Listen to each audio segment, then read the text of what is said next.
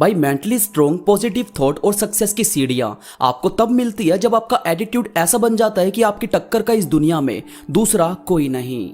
आप किसी को प्रूफ करना छोड़ देते हैं, आप किसी को यह बताना जताना छोड़ देते हैं कि आप भी कुछ हैं, बल्कि आप वो चीजें करनी शुरू कर देते हैं जो इस दुनिया की नजर में आपका चेहरा ऑटोमेटिकली ला देगी। लोग आपको अपने आप सर्च करना शुरू कर देंगे कि हाँ, अब इस शहर में कोई ऐसा बंदा आ गया है जिसकी टक्कर लेना सबके बस की बात नहीं। एटीट्यूड, शेर अपने एटीट्यूड की वजह से ही जंगल पर राज करता है। बाज अपने एटीट्यूड की वजह से ही सबसे ऊपर उड़ना जानता है, क्योंकि दोनों जानते हैं कि हम अगर एवरेज के साथ रहेंगे तो एवरेज बनकर ही रह जाएंगे। बाज कभी भी कबूतरों के झुंड में आपको उड़ता हुआ नजर नहीं आएगा, वो अकेला उड़ता है और जब जब सामने आता है तो बाकी सारे पंछी खुद ही दाएं बाएं हो जाते हैं। तो भाई अपने एटीट्यूड में सबसे पहली और जरूरी चीज शामिल करो, ग्रेटनेस। जैसे एक पंछी था जिसे उसके मालिक ने हमेशा पिंजरे में ही कैद करके रखा। वो कहीं बाहर उड़ता नहीं था, हमेशा उसी पिंजरे में रहता, उसी में पैदा हुआ, उसी में अब बड़ा भी हो गया था और उसी में शायद मर भी जाएगा।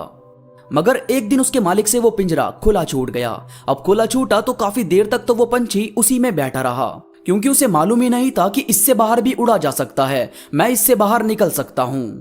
वो तो बस उसी में रहा और बड़ा हुआ है। तो थोड़ा थोड़ा करके वो बाहर की साइड आया और हल्के से उड़ने की कोशिश की।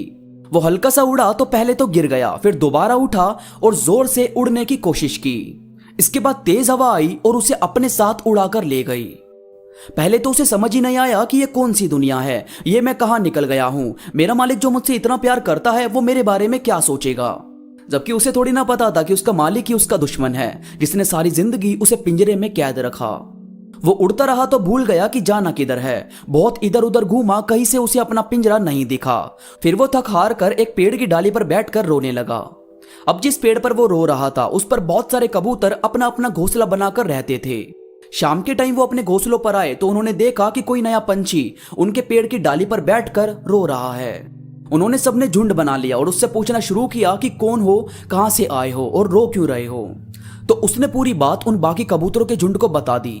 अब जब ये सबने सुनी तो सारे कबूतर जोर जोर से हंसने लगे। अब बेचारा ये कंफ्यूज हो गया कि ये तो मेरा मजाक बना रहे हैं। फिर उन कबूतरों में से एक कबूतर ने कहा कि पागल, तुझे रोने की जरूरत नहीं है, तू उस चीज से आजाद हो गया है। वो एक बंद पिंजरा जो तेरी काबिलियत तुझे बता ही नहीं सकता था, तो तेरी काबिलियत ने तुझे खुद ही ढूंढकर उस पिंजरे से बाहर निकाल दिया। तू किसी पिंजरे में रहना डिजर्व नहीं करता। ये पूरी दुनिया, ये नीला आकाश तेरी उड़ान के लिए बना है।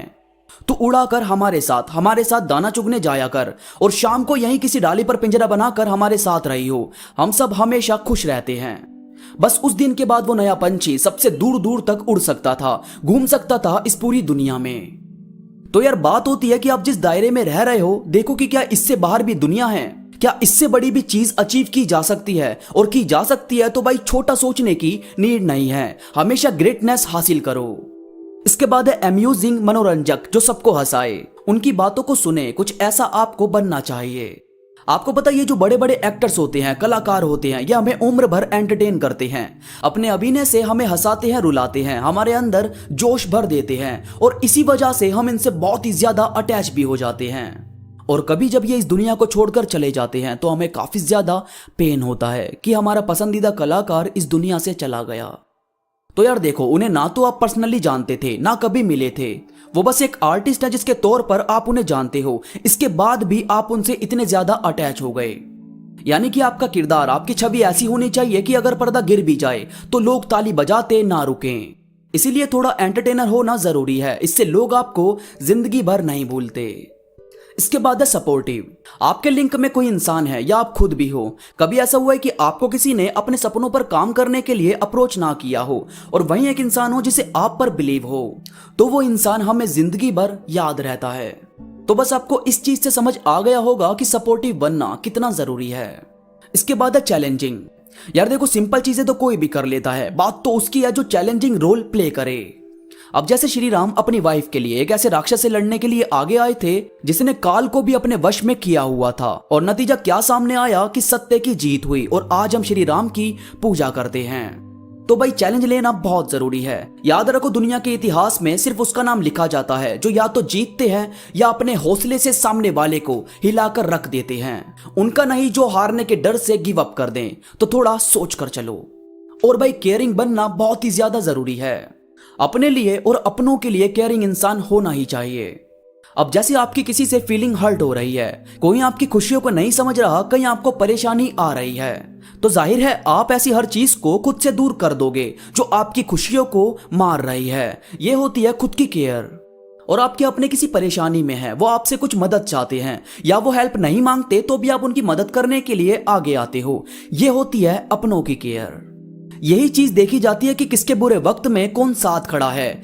इसीलिए किसी के वक्त का मजाक मत बनाओ, हो सके तो उसकी मदद करो ताकि सबकी जिंदगी ब्यूटीफुल तरीके से चल सके। दोस्तों उम्मीद करता हूं मेरी बातों ने आपके अंदर एक जज्बा भरा होगा, आपको ये वीडियो पसंद आई होगी। वीडियो में आपको कोई भी बात अच्छी लगी हो तो लाइक जरूर करो और कमेंट करके मुझे जरूर बताओ।